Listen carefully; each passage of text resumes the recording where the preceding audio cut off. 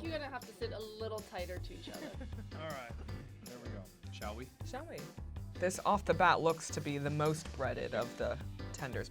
Chicken tenders, also known as chicken strips, It's juicy. chicken fillets, or chicken fingers, Cheers. are having a moment. Between 2020 and 2024, grocery store sales of the American food staple rose 104%. And now fast food chains, struggling with slumping sales, are jumping on the tender bandwagon too. In May 2024, they sold about $6 billion of strips. This is the dance I always do when I'm eating chicken tenders. I don't eat meat, so I enlisted some of my colleagues to help decide if they're worth the hype and the price tag.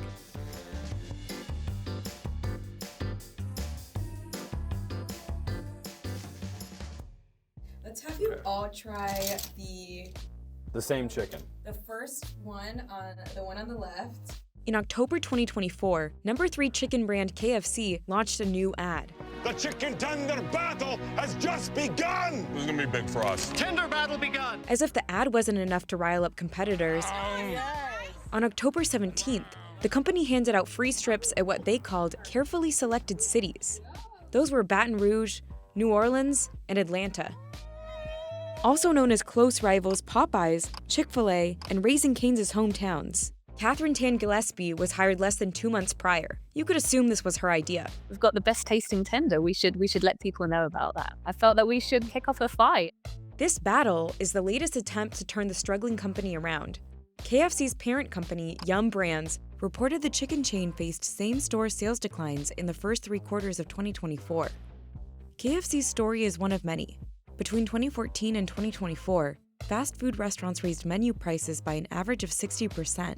That's nearly double the rate of inflation. McDonald's and Popeyes rose their prices the most, and the consumer has responded by pulling back. KFC, as with many others, has put an emphasis on value as of late. For me, it's putting our iconic recipe on a really modern product that so many customers want, especially the younger generation. So we think that's going to do really well for us. Now even McDonald's, whose chicken sales alone were $25 billion in 2023, is getting in on the action. When they innovate and do something new, like that is the real indicator that a trend has gone mainstream. The chicken battle is not new for the chicken chains. In 2019, Popeyes ignited a chicken sandwich war after its new sandwich was so popular that it eventually helped the company overtake KFC as the number 2 US chicken chain. With the chicken sandwich like that overnight, people wanted it and wanted to compare it against other chains. This stuff can flip overnight. But the excitement around chicken sandwiches has peaked, and now chicken tenders are all the rage. I didn't smell these. Yeah, we should have taken like Take a how you whiff. sniff wine before like. All right, here we go. Moment of truth. So we took it into our own hands to figure out which brand we thought would win the battle. I'm gonna eat this whole thing. It's really tender, not to, it is a chicken tender, but it is. While a private company, Raising Cane's is the only one that focuses solely on tenders.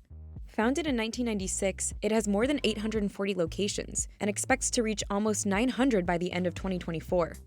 It reported its first billion-dollar quarter in Q1 2024, and in its most recent quarter, it grew same-store sales and traffic by double digits. Less seasoned than the first. Yeah, kind of plain tasting. I feel like this one was made for sauce. It's almost meant to take on the flavor of whatever you're dipping it in. Yes, You I know? definitely see that. After major chicken players Chick-fil-A, Popeyes, and KFC, Barclays ranks at 4th, capturing about 8% of the market. We believe consumers, we call them customers, they're looking for everyday value. They're not looking for a gimmick, and we can deliver that. So we are pretty bullish about where we are and how we will continue to deliver on that promise. It's awesome. Wingstop is another major player whose tender offering has proven successful. Some of the smaller tender-focused competitors have also become some of the fastest-growing concepts in America, thanks to the cutlet's popularity. It definitely has more flavor than the other one. This one's the winner. Just from looking at the 3 pieces of chicken, my guess was this is Chick-fil-A. As of Q3 2024, nearly half of all U.S. restaurants carry chicken tenders, and many are innovating by offering them in other dishes, like in salads, wraps, and sandwiches. Mexican-inspired chain Taco Bell, who shares the same parent company as KFC, has been testing them in its tacos. Everyone kind of going back to 2019 took that lesson. They kind of saw like there's so much growth happening here. There's like this viral menu item. Let's go in and get a piece of it ourselves.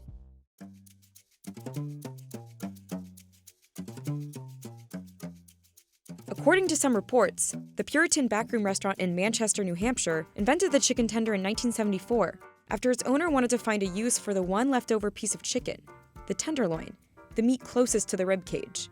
His concept was simple: marinate it, deep fry it, and serve it up with some sauce. Simple, yet delicious. A few years later, Burger King took chicken tenders mainstream as a way to compete against McDonald's success with chicken nuggets. Chicken tenders, real fillets of all white meat chicken breasts, not formed bits and pieces of chicken like McNuggets. They first started off as like more of a kids menu item, and I think that is one of the big reasons why adults tend to love them today. Now you can get it in kind of an adultified form.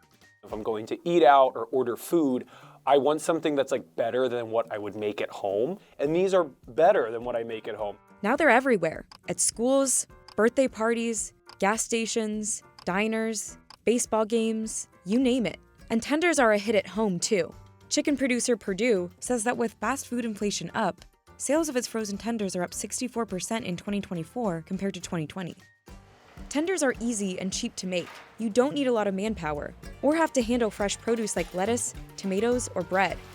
And their versatility allows them to pair with different flavor combinations and sauces, something which also helps drive more sales. It's pretty simple to prepare. Throw it in your fryer along with the fries you're probably already frying up anyways, and call it a day. From the consumer's point of view, they make sense too.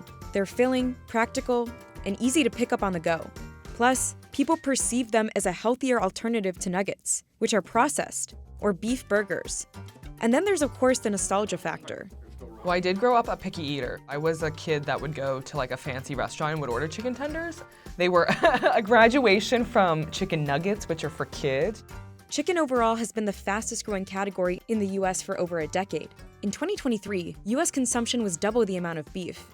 One study showed Gen Z and Gen X prefer chicken tenders, while boomers and millennials ranked them second. How do you remove the reputation of being a kid's meal? It's because you can play with nostalgia. It's the same that McDonald has done with the adult tech meal. All these elements, playing with your emotions are ways to be reattracting consumers and make them reconnect to their own childhood. And that helps boost up the traffic. I think this one was my winner.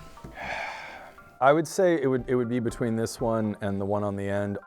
I think this looked like KFC to me because of the breading. It appears more, usually if I go to KFC, I get like a bucket of chicken. So that's what it looks like the most to me. Not every company can be successful when participating in a trend. It could risk hurting its reputation if it doesn't get the product right, or spend too much money marketing it at the expense of something else, like Starbucks and its olive oil-infused coffee that it discontinued in November 2024. There's a reason Raising Cane's has only one product, though it says it doesn't want to be involved in whatever chicken tender battle is happening between other chains. If you're consistently doing one thing and one thing only, you get really good at it. So we are exceptional at serving very high quality, craveable chicken finger meals. We're not in a war, we're not competing, we're not reacting. We focus on ourselves, that's all. If this is not your core offering and you're entering into a space because you have a scale and you think you could be replicating a recipe that is successful somewhere else, it doesn't mean that you're going to be succeeding. It tastes, it's vaguely like cough syrup.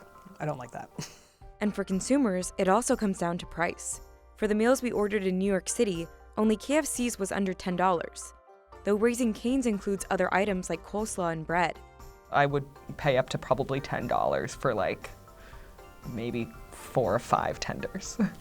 For a value meal with tenders, I'd be wanting to spend about $8. I felt like this one kind of tasted the cheapest because it just didn't taste like much of anything to me. I would agree with that. The lack of flavor in this one made it taste cheap, but it was good chicken, and chicken's expensive. That's the actual expensive part. So I'm kind of torn. It's still early to gauge impact. Chicken tenders are also a very US-centered favorite, and this is KFC's first quarter with the new product. The company said it took 2 years to develop this latest version. Good consistency. I love chicken fingers. Chicken tenders, sorry. When we sampled them in New York and LA, we had lines around the block. I think it is going to be huge for us, absolutely. And I think we are still going to see this amazing fried chicken category innovate. Overall, putting efforts into an already beloved food item is pretty low risk but potentially high reward. And even if the spotlight fades, tenders will remain a classic, much like burgers and fries. It is, after all, an American icon at this point. But success and longevity also hinge on taste, and there can only be one clear winner, and that's up to consumers. KFC. Wow. I know my Chick-fil-A. I know There my you go. Chick-fil-A. I'm surprised.